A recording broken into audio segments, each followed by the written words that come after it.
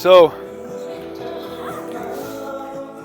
I just had a wonderful insight here talking with my buddy Edgar, and it was basically about, well, it was about the importance of play, right? It was about the importance of not taking things too seriously, right? To play, to bring make-believe, to bring active costuming to the doorstep of every moment, right? To be in play is to be like a child that deploys imagination, and the very act of deploying his imagination upon the landscape enchants the landscape, which becomes a self-evident truth. The world is enchanted. So the child at play both creates and perceives his world. But as adults, we can lose sight of that ability.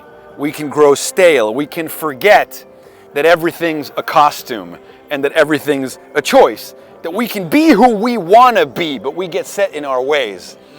We get blinded by the matrix of behaviors. We get kind of programmed and socialized into a rigidity where we've accepted the role that's been given to us, and we forget that we can change who we are, and we can costume ourselves, and we can change ourselves.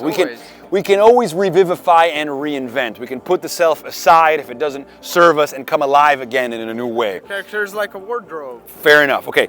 But for those people that are stuck in a rut and that have forgotten the fundamental plasticity of our lived experience, that our very field of awareness is a tabula rasa, a creative act that we can author moment to moment like the mythic playwrights of our own lives. We forget this, right? How do we remind ourselves of this? Here's where feedback loops come in. What we need more of is not so much for human beings to play more, but for human beings to be prompted to play more. See, I don't think people would refuse the opportunity for play if they were prompted into play. You go to a place like Burning Man, the very infrastructure of Burning Man is a prompt. The art is a prompt. Yeah. Olivia Steele's typography across the deserts, writing words in a gigantic manner, call attention to themselves, which really is calling attention into you. Everything is a prompt into play, a prompt into questioning, a prompt into the fundamental plasticity of reality, a prompt to question those aspects of yourself that have cemented and those aspects of the world that seem beyond transformation and change. Yeah. Burning Man prompts you into play. And so today, you broke these glasses that you're wearing, and the fact that you broke them later on turned them into a reminder, or very much a design insight, a prompt about the importance of prompts in evoking play and bringing more play into our lives. And it led to a conversation about costuming, like intentional costuming. Not all of us get to be actors assuming roles and putting on the costume, but the costume takes you there. So if we could do a weekly costume party, like a weekly Dionysian celebration where in addition to wine and cannabis and food and music, you also bring a costume.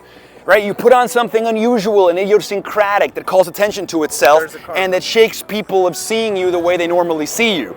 And then you wear the costume, show up at the party, and then forget about it. Because the point is, once you're wearing it, forget about it, but what will happen is throughout the evening you will be continuously prompted into play every time you see your friend's funny-looking glasses.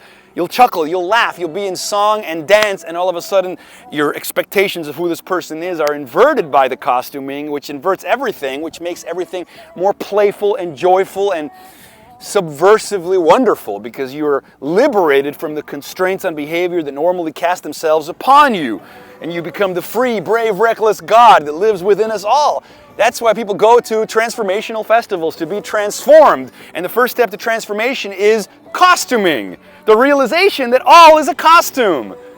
That you can costume and change and actively window dress your life. It can be the most fabulous shopping window in the history of the world. Be that character and then kill him and then create another one. And keep revivifying and reinventing. Like a modern-day Charlie Mingus, riff and rhapsodize through a tumbling thicket of ideas and reflections with such a sharp and vital alacrity that it can take the breath away. Be the author of your story. Be the active costume designer, set designer, writer, author, playwright, and star. Be the playful one.